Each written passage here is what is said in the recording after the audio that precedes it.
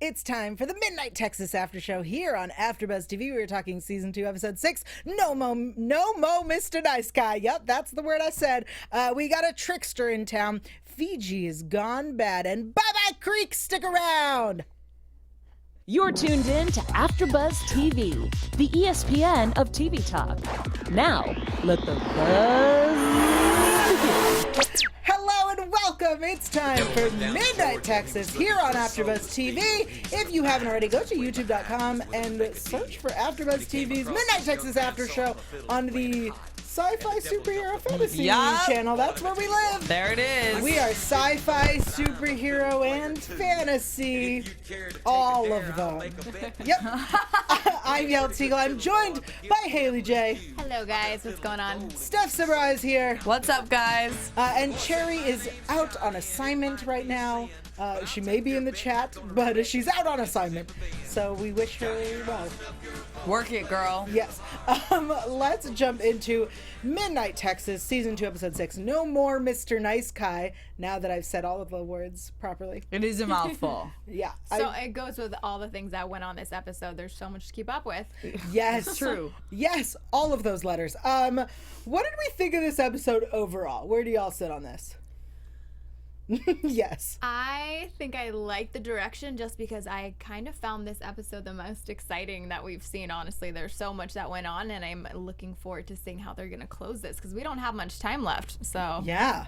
there's a lot on the table here. Steph. It's the best episode of the past 2 seasons, in my opinion, because it literally felt like a movie, and it was the first time where... Because I feel like the one thing Midnight Texas could work a little bit on is the jump scares. A lot of times it's anticlimactic when they really kill someone or anything. But this time it was super suspenseful, and I was excited the entire time. I'm like, wait, another thing's happening? So good luck to Yael trying to guide this conversation. It's interesting that you say that. I hate jump scares. Hate them. Think they're dumb and they're scary, and I don't like them at all. Bad people. Bad people. So no, don't increase the jump scares, please. Don't do better at those. That's all I ask. I really enjoyed this episode. So much happened. I really enjoyed the introduction of the Trickster idea. I also really like that we're dealing with Fiji and her magic stuff. I feel like this season, just like last season, I feel like every episode, I'm like, we're going to drag this out. And then they don't. They're like, we don't have enough episodes to drag it out. We're going to deal with it now. So I really loved that. Let's talk about Fiji and Bobo. Fiji decides that she's got to embrace dark magic. And that, I like that Bobo points out it comes with a price. I was a little gullible with this. I was thinking, you know what, she's going to be able to completely overcome it, and it's going to work out. They're going to be together, but should have seen that come in. Bobo was right that the dark magic seems to be winning at this point. Yeah, she says to him that she maybe... The idea of dark magic was presented to scare people. Maybe she's just been misled and it's not bad.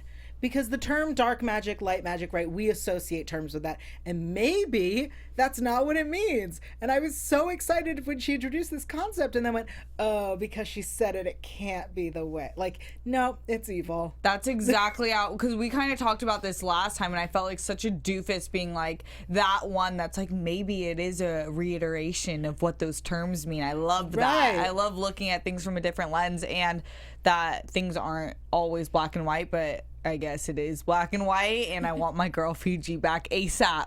I just like that she was like, maybe it's not black and white.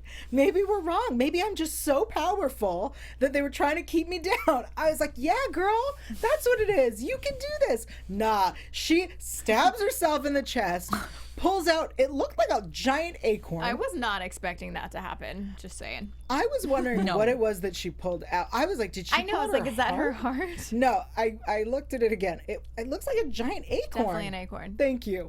I was like, I don't know what that is. I want to say acorn, but I could be making stuff up. Maybe she doesn't have a heart anymore with the dark magic. Well, so the thing is, she pulls it out and then it turns into a butterfly. Yeah. What? I think it's a metaphor. Talk to me. It's a metaphor on the whole presentation she got with the witch that came through Celeste last week. It's like they happen to be two beautiful women, and I think no matter how you're packaged, I think it's an illusion. Like, I think this whole side of the family is an illusion where they do present themselves as these beautiful human beings that can do cool stuff and they have like self-control, but they're ugly yeah. inside. I like Sabraw in the chat. He says, let me just rip my soul out of my chest, but no, I'll still be a good person. It's fine. Probably should have seen that coming when that episode or when that scene happened. It's true. I guess that's a fair point. Fine. I guess that makes sense. So she comes out of this transformation with a white streak in her hair, very rogue. I was digging it. Me too. I knew you would, and I do too. I was like, she's an X-Men now? I love this show. We're X-Men? No. She just was very rogue. And then she's real hot for Bobo.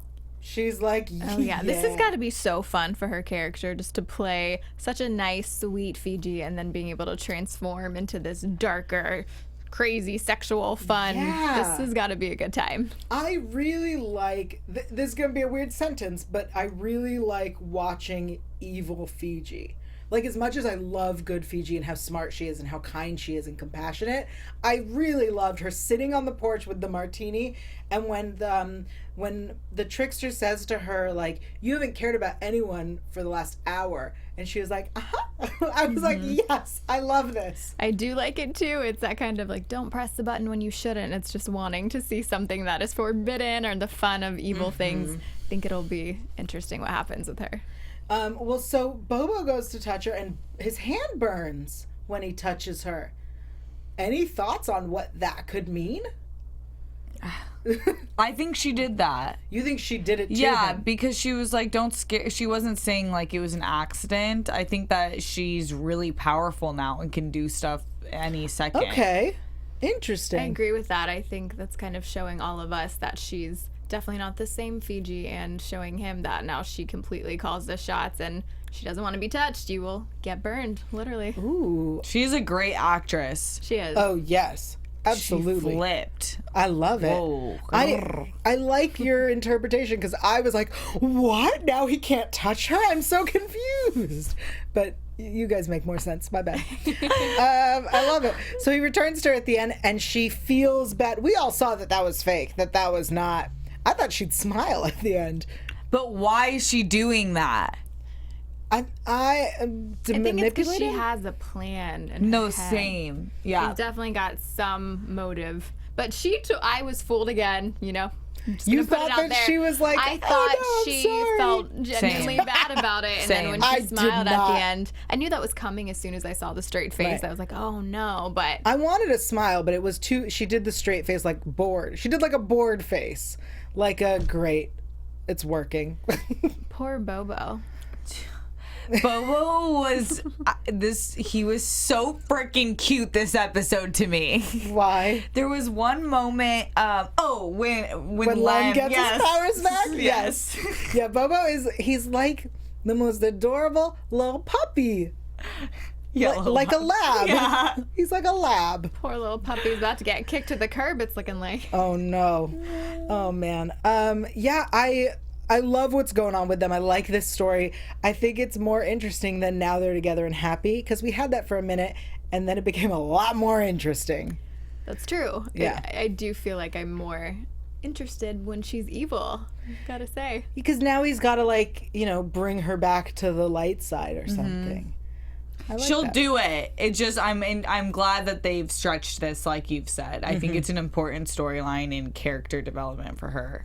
Yeah, and I think that it gives them more in their relationship. I know that a lot of fans were concerned or felt like their relationship was lust rather than love. But like before they were together, they were best friends. So I like this challenge that they have now, because it's a unique challenge that And only if they you can get through that, Yeah. you gotta. Definitely That's a good unique. sign. Absolutely. Before we talk about other relationships dealing with unique challenges, I want to thank everybody for joining us. Thank you to everyone who is here live in the chat. We have a whole lot of people in our chat talking to us. Welcome. Thank you for joining us. We're also on iTunes and SoundCloud. If you are on iTunes, you can subscribe and rate and review us. If you like us, you can give us 5 stars. If you don't like us, you can give us 4 stars. The other stars are broken. That's right. They've been broken for 5 years. 5 years. Wow, I've been here a while. We need to get those fixed. Nah. If you don't like us, though, please comment. I would like words as to what we're doing wrong, because we might fix it. That's a great point. Thank you. Might fix it. I'm not making promises here, but we want to thank you so much, and we want to tell you what we'd like you to do for us. Yeah, AfterBuzzers, you guys rock. You know that our network produces after shows for nearly all of your favorite TV shows, dramas, reality TV, sci-fi, and more. There's no network that works harder to serve television fans, but we're asking that you please subscribe to one or more of our YouTube channels. By subscribing to our channel, YouTube will suggest content that's tailor-made for you, and you'll help AfterBuzz continue to grow. And if you're worried about those pesky notifications, don't be, because they're optional. So hit that subscribe button now for this channel, and check out our other YouTube channels as well. Let us know you did so in the comments, and we'll thank you on air. For now, thanks for being the best fans and for helping us be the ESPN of TV talk. Yeah, so thank you to everyone who has subscribed and commented. We appreciate it. Oh, yes. Thanks. That's what you get. Thanks. All right, let's talk about Joe and Chewie and Walker. Because, first of all, I just gotta say, Joe looked so good this episode. He was looking He's a good so looking guy. good. Yes, but this episode I was like, I enjoy this. He looks like an angel. He did. But Walker is getting in everybody's business. I like that Joe told Chewie that he's demon hunting. Yeah. And I like that Chewie's response was reasonable. Did you not think he was going to confess to cheating, though, when he said, I have something to tell you? I thought that's what was going to happen At that there. point, they had just kissed, though. Right. Which is still cheating. Like, I'm a huge stickler, but that it wasn't escalated yet. Right. It also felt like at that point, I felt like Walker was initiating. Walker was pushing things forward. At And that saying point, he was a ploy to distract the demons. right? And And the shower, like it felt like Walker was making the moves, and Joe. Forget that shower scene. Yeah. It was beautiful. So I felt like a confession needed to be made. It was secondary to I've been hunting, because I feel like that is important. I think then the conversation should have continued with I'm hunting with this guy. He came on to me. You know what I mean? yeah, Going baby steps. that's mature. Right. And I One think confession at a time. well, you need context, because just there's this guy who came on to me. Well, where did you meet him? What are you doing with him? How do you know each other? Oh, that's right. I've been killing your kind. Like, you got It's to almost start. impressive he's been getting away with it for this long. This has been taking up a lot of his time, and Chewie's just had no idea. Yeah, their relationship, I have questions. Yeah. So Walker and Joe meet up. We get some Walker backstory. How did we feel about Walker's backstory? Did we care?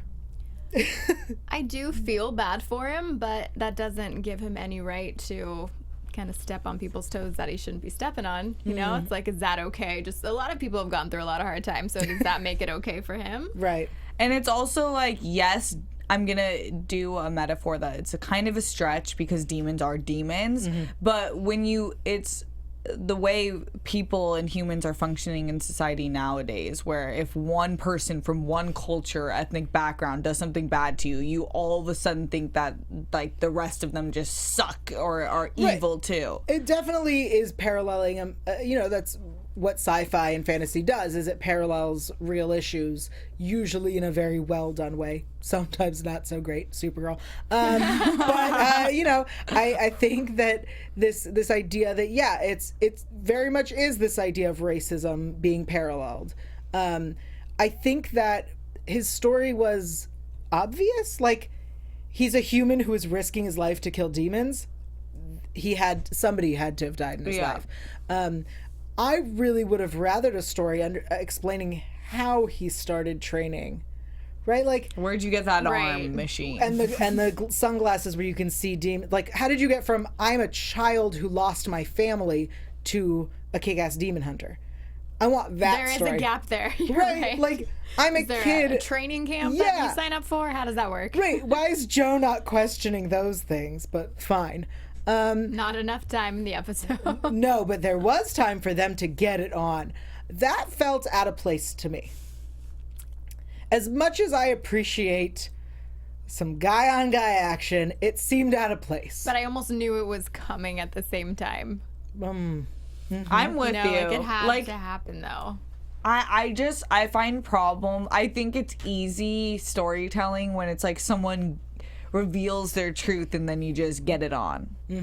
But it's kind of invasive, you know. It's not the way that it should be done technically because you're both in vulnerable positions. Very true. But I knew it was gonna happen, like Haley said. It could have been done better in the like, oh my God, I'm so sorry, and then they hug and then they look at each other and then they kiss. You know what I mean? Like there could have been evolution to it. It felt like wow, that's rough. All right, let's do it. Yeah. And then I think Joe knew that was coming too, and he wanted it to happen because he would have stopped if he Right. was going to. Right. You know what I mean? Yeah. All right. So anyway, that turns into Joe being like, I gotta get out of here. Correct, sir. You're married. That would be right. For 1,000 Yeah. years. Yeah. The group chat is just giving up on couples except for Lem and Olivia. They're pretty sure they're the only solid ones. We will get to that couple in a second.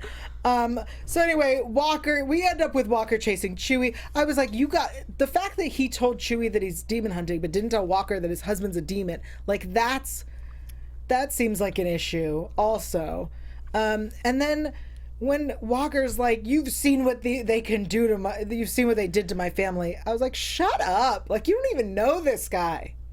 Ridiculous. I did think for some reason he knew that Nah. Joe's, but yeah, I guess you're right. He didn't know. I was just assuming that's something they would have probably covered. Yeah. But no. I agree with Yael. I think that they're trying to hit this kind of infidelity type focus on a lot of the couples and the challenges. But even when Walker was like, I felt love, like, dude, what? That's stage 25 clinger. Like, you just like hung out 3 times. Yeah. I liked how Joe was honest about that, though. He was like, this is not a thing. I'm married. This is a mistake. But wait, I'm in love. You're right. That's definitely like, whoa, buddy, back up. You don't even know me. Yeah. So Chewie's attack on Walker, I'm gonna be real honest. I was there for it. I was like, yeah, Chewie, you can kill him. Yeah, I just hate his look. The demon look is so... It really reminds me. Okay, I'm gonna some reference here. Anyone who's ever seen Torchwood, it really reminds me of a creature from Torchwood, which is a British spinoff of Doctor Who, and you should all check it out. You're the cutest thing ever. Thanks. But yeah, it really is not a great demon look. I was just like, oh my God, I've never seen him that way. And you always see him as such a sweet, it's fine, babe, whatever works. Yeah. And then finally, I was kind of like, right on, Chewie. Not that I'm Yeah. supporting demons, but I was like, No, do something, yeah. you know, like show some attitude. I really wanted Chewie to kill Walker. I was like, that'd be interesting. I The would group like chat that. agrees thought it they was wanted gonna Chewie to happen. kill him. And I was like, if Walker kills Chewie, I will jump in the screen and just... It did occur to me that could happen. But how about Joe holding his face right in front of Chewie? He was just like, Oh yeah, that was what are you doing? Girl. That's not your dude. dumb. So anyway, Lem drains Walker and tells Joe to go find his husband. I was like, correct. Yes, Lem. Thank you. All right. In the end, we find out that Lem is holding Walker and comes to an agreement with him. And the agreement is that Joe will deal with Chewie. But I was like, that's not an agreement. Like, what's the other part of the agreement? You know what I mean? That you don't die because you're annoying Walker. But like, leave town. Yeah. that's- Yael like wants contracts, like leave. Right, like, okay, so here's the deal. We're gonna let you live if you leave and let Joe handle this and never return to midnight. Get out of here. I'm pretty over Walker, and so is our live chat. They wish he was killed in that episode. I wanted a death. Not that we didn't get one, but I wanted another one. And I would have been, this is going to sound terrible, but like either Chewie or Walker would have been an interesting death. I agree. I don't think, the only reason why Chewie couldn't have gone for me, because if they really wanted to do their storyline justice of someone dating someone for 1,000 or being married to someone for 1,000 years, he wouldn't be able to recover. Like, he would be kind of literally a fallen angel character for the rest of the season. Right, but I would have liked to see now Joe having to deal with the fact that he not only cheated on his husband, but the man he cheated with killed his husband. Yeah. Like, that would have been so interesting. But it's That would be so sad. So dark. Sorry, guys. Can't even imagine I get a little being dark. in that position. All right, let's jump into this Trickster situation. So just as Manfred's explaining to patients that there's stockpiling of these powers, she's like, no, he's keeping them safe. Either that girl is naive or there's something else going on. Say she's a little brainwashed. Maybe. So Creek walks in on this because she got a voicemail saying that there's something happening. Which answered our question before. Remember when we were predicting what was going to happen? We were like, why would she just come to his house like that? But okay, she's a little less crazy because of that. Absolutely, because we were like, why would you just walk in? Oh, because he said it was an emergency. Right. Yeah. Okay. All right, that's a sufficient answer. Kai also got a voicemail. Did we feel, or did I just make this up? He feels abusive to patients, yes? Yeah, he's definitely controlling, and that was a really aggressive. I don't know. He just is. I think he's playing his role right, where there's like really pent up aggression that's hidden deep inside of this really kind facade. And he's not, he's not holding back anymore. Even and with the Midnighters, he always put on that face, and in front of them, he showed he was not happy. So I kind of liked seeing that from him, just because again, he was being real. Not like it's a good thing, not like he's a good character, Right. but I liked. Okay, finally, like the mask is off type thing. Like they know he's not this picture perfect Kai. Yeah. So they go to attack, and the attack is Bobo's going to distract him. Creek is going to distract patients. Manfred and Joe are going to go deal with the head. Lem's going to go get his powers back. Everybody's got a plan. I love that. I was like, yeah, it's like a heist. Everyone's in on it. So exciting. Pretty happy Lem is back to his old ways for Yes. sure. As it should be. I love that they were like, here's a test. Here's a very simple test. And the fact that the test was so easy for them to do. Lem goes, I want my powers back. And he straight up lies. I was like, yes, great. It's like the pure intentions test that we asked for weeks ago. Why didn't we do it on Kai as well? Yeah, agreed. But I also love that they were able to slip in the importance of this storyline where they could adopt, because there's a lot of kids like Olivia. It doesn't mean that you guys aren't as much of a couple. Yes. And your kid's not as much of your kid if it's not from your literal body. Like, it's still your child, and there's such a need for people who are willing to adopt. Absolutely. I think that we really solidified above and beyond that Lem and Olivia are the healthiest relationship in all of Midnight. They have no secrets. She says, he says, I'm done making decisions without you, especially now that he can't sense how she's feeling. And she's like, I don't care if you're human or vampire. Like, we're going to be fine. So, the healthiest relationship Who would have thought? is the abuses a child assassin and her vampire husband. I mean, it's 2018, you know. That's fair. That's fair. All couples matter. So Joe is going to try to get the head. We have this theory now that the head is tethered and that only Kai can move the head. The head's alive? Gross. Thoughts? Terrified? Yeah. I'm so curious to see who that head is and how it's so powerful and tethered to this place or to Kai. Right. How is Kai the one that gets to control all this? I'm thinking Kai is nothing without this. If they just separate Kai from the magic, he's nothing on his own. I think Kai has an even more connection with the head. In that perhaps when the eyes were open, he could see through. It was like he could see what was going on in the room. I don't know why I have this thought, but when like Creek comes into the room and he like pops out, I was like, something. It's something. I don't know what, but something. That's all my thought on that. Let's move on to the Trickster. So he's a demigod.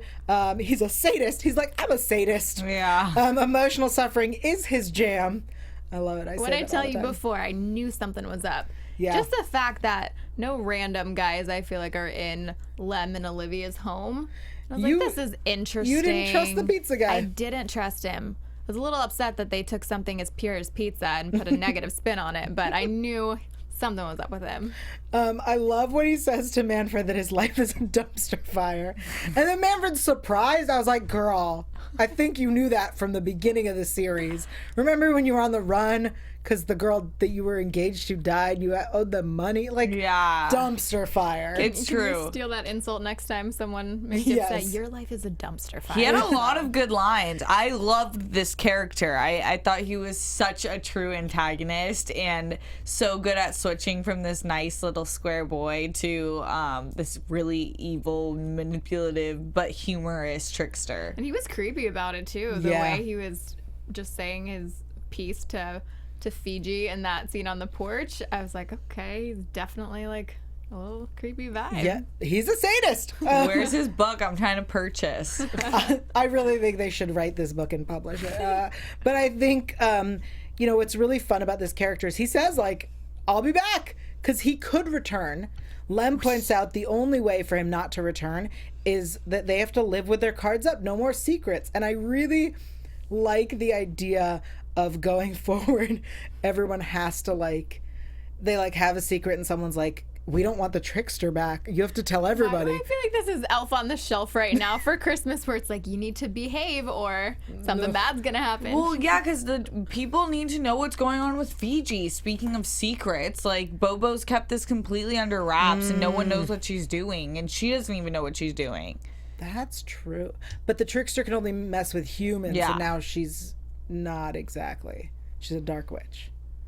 Interesting. Well, it's not fun to him, right? Right. He enjoyed watching with her. Yeah. They were having a good time watching. I really enjoyed this episode. It was so fun.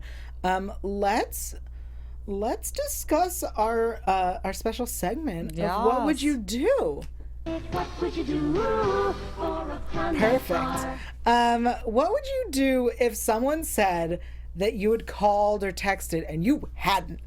That, I think, is like the scariest moment, is when Manfred keeps being like, but I didn't. And she's like, I get it. You were drunk. It's fine. Like, man up. And he's like, but I didn't. What would you all do? I think seeing a text would be really creepy, but hearing your own voice, Yeah. I would think, did I black out? Like, did I have no recollection of doing this? I would be pretty scared, honestly. And I'd probably think, what else did I do that I didn't know about? Probably that. All right. My thing that makes me turn absolutely nutso is when I feel helpless. So that moment of being like, no, I really didn't, would make me feel so helpless that I'd probably dig myself a deeper hole by being really obnoxious about it. But I would hope that I would show them my call record like on site, so there wasn't time to delete. Interesting. Because Manfred She's took a thinking, like, while. statistics. He's like, yeah, No, there's I'm a researcher. Like, I want facts. I'm like, no, look, I was here at this time, so there's no way I could have left this voicemail. Interesting. I mean, that'd be a great way to prove it, too. I would be very concerned about my health. I'd be like, oh my God, am I taking Ambien? Like, did I have a blackout? Losing my Roseanne. mind. I would be very concerned about my health. And then this is going to sound silly and very self-centered, but I don't know if you all know this, especially people listening. I happen to be on the internet a lot. There's a lot of my voice and face on the internet. And I would then, if I was like, I'm healthy, I would go, somebody spliced together footage of me and made this like audio call. That's so clever. And there are people out there that would do things like that. That would be my assumption, is like, yeah, but you guys know that like I'm on the internet, and so you could take 15 different videos that I've done and make me say something terrible. So That's really creepy, and I think about that a lot with all the access now with internet and all the technology, with all the different Audacity and audio and video editing things. You can literally create anything. Oh, absolutely. Such a scary thought. There's a very creepy program that you can take a face, say a celebrity's, and put it on adult films and make it look like the adult film is What? by the celebrity. Yeah, there was a lawsuit. Anyway, Good. Oh my gosh. but our tricksters doing these prank calls. Have either of you ever done any prank calls? I like that both of you were like, Absolutely. yeah, of course. It's been a while, but I stopped completely. I was younger for sure, but I remember we were all calling. It was a group of friends and we were calling different numbers every single time because that's what you do, right? Somehow it kept going to the same guy's phone, and then when he threatened to call the cops, we were like, "Okay, I'm sorry, I'm done," and I've never done it since then. But I have no idea how it kept going to the What? same person. It was the Interesting. craziest thing. We would go through school directories Oh and my literally just God. cold call people, me, my sister, and because we were twins, so we have the same group of friends. So we would You have just a twin? Yeah. Wait, how did I not know that? Yeah, no one I know. knew this. Every time I do this, people have no idea. That is so cool. Yeah, it is really cool, and she's really good at voices. So, and she doesn't break. Like, I'll break, and she'll just go full at it. So, prank calling is a big part of our relationship and my growth as a human. I've had to That's pretend wonderful. to be a friend's mom before. I was so nervous to do that, but I did pretend to be You a could mom. do that. Yeah. Oh, I used to be my friends' moms when we cut school. I would call for all of them. Oh my gosh. But you have such a distinct voice. I do, but I also have such an adult voice. Yeah. You're like, when you have authority and confidence, no one can deny. Right, speak with confidence. I Yep. did then get caught because my mother has a very heavy accent, and they were like, "You don't." All right, let's head into predictions. And now, your AfterBuzz TV predictions. Okay, here is what is happening next week. But before we do it, I will let everybody know the schedule. So yes. we have another after show next week, of course. And then there are 2 more episodes after that. So 3 episodes total in the rest of this season, in the rest of this year. AfterBuzz will be closed through holiday and New Year's. Y'all know what holiday I'm talking about. It'll be closed through Kwanzaa and New Year's. So we will be doing the final 2 episodes in 2019. Yeah. Yay! You guys will be busy with your families Yep. or loved ones. We gotta skipped, touch on Creek, we yeah. skipped a very important moment. But it's part of much predictions. happening. Part of predictions, because next week we see Craig's funeral because she died. So She did great on this past episode. She did I think wonderful. I loved her acting the most. I agree. Thanks. I literally think she got better. I thought she was the most Yeah. believable I've ever seen her, and now she's gone. yeah, I liked her in this episode. I felt that there was a relationship It was between almost her and Manfred. closure. You Yeah. know what I mean? We got to see the ending that they didn't really have because she just left so quickly. Well, any predictions as to who killed Creek? Kai. think it's Kai. Kai. Yeah, I feel like she was on fire the same way that what are their names? Lyric and Sequoia. Lyric and Sequoia, I feel like had like a similar leaving this earth type look. Billie I could Jean be Girl's wrong. thinking it could be Fiji or Kai. I don't think it's Fiji. I don't think it's Fiji. I'm with Steph. I think it's Kai. Well, so let me tell you what's in the trailer. In the trailer, we have her funeral. We have a fight with Kai. We have the voiceover going, "The enemy is closer than you think." Bobo says, "How did I miss this?" And Manfred says, "We all missed it." I think that the "How did I miss this?" and "We all missed it" is separate to Creek's death. I think that is about Fiji. I think he is missing that she's very, very evil. Okay. Right, because at the end when they hugged, he was like, "Yeah, you're back." So I definitely think that that's about Fiji. I would not be surprised if Patience killed Creek and it was an accident. Something, Whoa. perhaps to protect Kai. The gullible girl in me just wants Patience to actually be pure. But that's the thing, is I think that her intentions are pure, but I think that we see that she's with Kai at the end. She when we see her right before they come out at the end and he yells at everybody, she's in a room and Manfred sees her and he's like, "Go inside, like I'll let you know when it's safe to come out." what is she doing? Last we saw her, she was finding Lem, right? So what is she up to? I think she is pure, but I think she doesn't know that she's doing things that are bad, and that maybe Creek was like, you're bad or whatever, and she like killed her. Unless Kai's powers were the reason that she was able to be pure, but maybe she's not. Maybe he has some spell that manipulates everyone. Because even that's a great someone prediction. said, what if she's evil? And he's like, no, she's pure. Maybe that's all part of the plan. Yeah, Right. they said it again. Yeah, I like that. Creek questioned it. I really like that prediction. I would even like it if he like removes her memories. So like she's pure because she doesn't know that she did terrible things. Man, talk about a control freak. That's the He next seems level. a little abusive. I'm just saying it. That said, I watch a lot of SVU, so I don't really trust any man. Any final predictions? Are there any predictions from the chat we'd like to share I'm before stumped. we head in? All right. Well, they think Patience could be a dark witch. There's something there. Ooh, I like the idea that she could be a witch. I don't think we ever considered that. I didn't either, but with everything going on in Midnight Texas, it wouldn't surprise me at this point. And how unfazed she is. Both her and Kai, I feel like... I don't think Kai would be with someone who's just normal. Very true. He would need someone to be on his level, I would think. Yeah. All great theories. We are so excited to return next week with a new episode. Hopefully, Cherry will be joining us. She'll be back from her assignment. Until next week, Steph, where can everyone keep up with you? You guys can find me on Instagram and Twitter at Steph Sabraw. On Instagram and Twitter at HeyJ, HAYJ_. I'm everywhere at Yael Tygiel. That's YAELTYGIEL. And we will see you next week for more Midnight Texas. Bye!